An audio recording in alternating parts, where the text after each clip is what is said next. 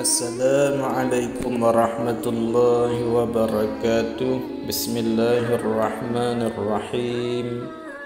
Alhamdulillahi rabbil alamin. Wassalatu wassalamu ala sayyidina Muhammad wa ala alihi wa sahbihi ajma'in. Amma ba'du.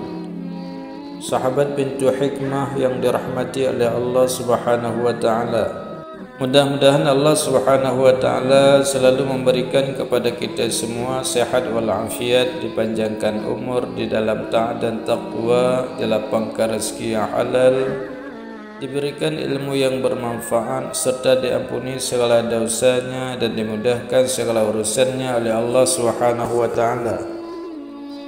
Surat Al-Waqi'ah, surah Al-Muluk dan surah Ar-Rahman merupakan tiga surat yang bisa dibaca umat Islam karena memiliki banyak keutamaan.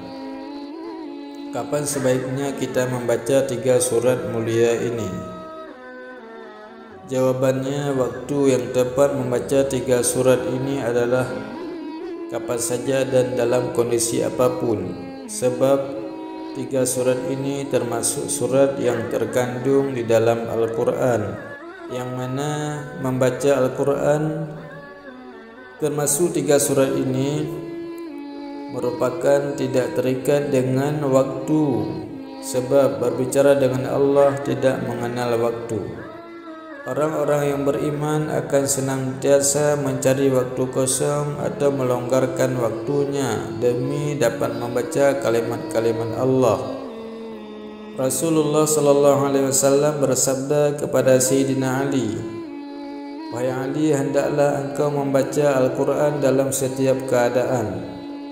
Namun demikian, waktu yang lebih utama membaca Al-Quran pertama bulan Ramadan.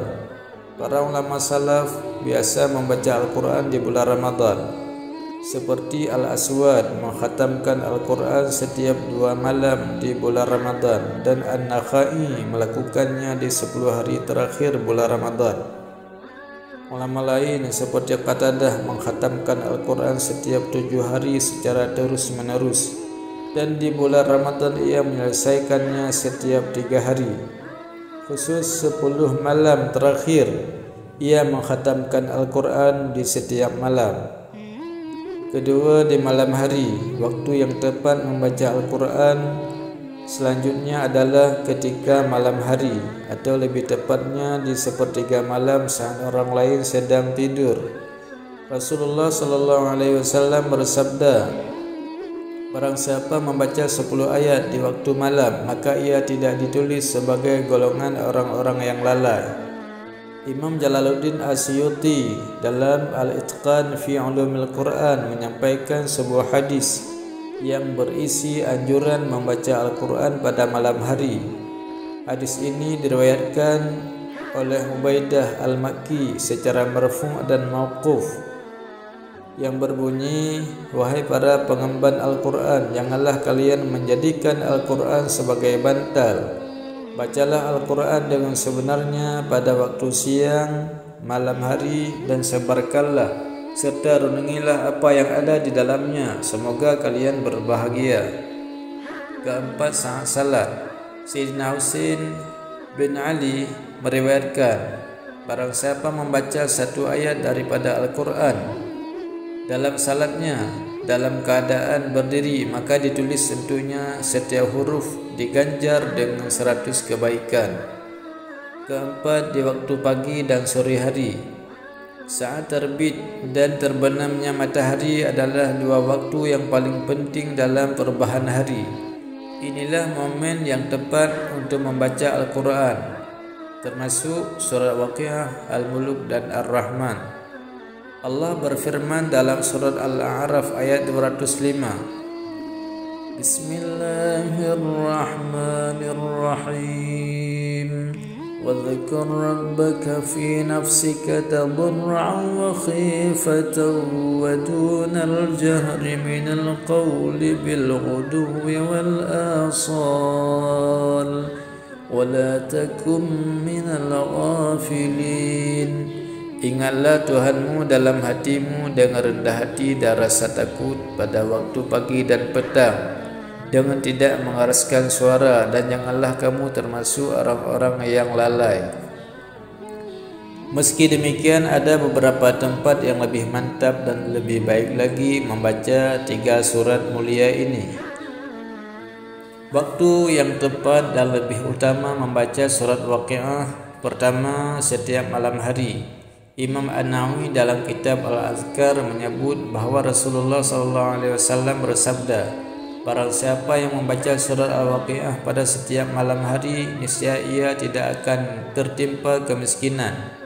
Mengenai hadis tersebut, Imam An-Nawawi mengatakan bahawa Ibnu Mas'ud menyeru keluarga dan anak-anaknya membaca surat Al-Waqiah setiap malam, sehingga keluarga ini sepanjang hidup mereka selalu diberikan kecukupan oleh Allah Subhanahu wa taala. Kedua, setelah salat asar bisa dibaca 1 kali. Bahkan apabila ada hajat mendesak, bacalah 14 kali surat Al-Waqiah dalam satu majlis, dan jangan berbicara sebelum selesai 14 kali dan doanya. Ketiga, setelah salat Isya dan subuh. Kemudian waktu yang tepat membaca surat Al-Mulk pertama sebelum tidur. Imam Tirmizi meriwayatkan dari sahabat Jabir radhiyallahu an, sesungguhnya Rasulullah sallallahu alaihi wasallam tidak akan tidur hingga membaca surat Al-Mulk dan As-Sajdah. Kedua, di malam hari.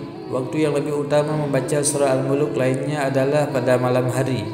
Hal ini bersandar pada hadis yang diriwayatkan dari Abdullah bin Mas'ud radhiyallahu an bahwa Rasulullah sallallahu alaihi wasallam bersabda, "Man qara'a tabarakalladzi biyadihil mulku kulla lailah mana'ahu Allahu biha min adzabil qabr."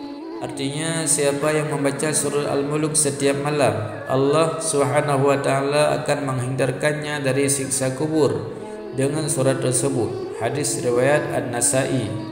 Sedangkan waktu yang lebih utama membaca surah Ar-Rahman yaitu pada malam hari. Ja'far As-Sadiq berkata, jangan tinggalkan membaca surah Ar-Rahman. Bangunlah malam bersamanya. Surah ini tidak menenteramkan hati orang-orang munafik. Kamu akan menjumpai Tuhannya bersamanya pada hari kiamat. Wujudnya seperti wujud manusia yang paling indah dan baunya paling harum. Sahabat pintu hikmah yang dirahmati oleh Allah Subhanahu wa taala, inilah waktu yang lebih utama membaca 3 surat daripada surat yang ada di dalam Al-Quran. Wallahu a'lam. Semoga Allah mudahkan bagi kita untuk selalu membacakan Al-Quran di malam dan di hari, terutama 3 surat mulia ini. Semoga bermanfaat. Wassalamualaikum warahmatullahi wabarakatuh.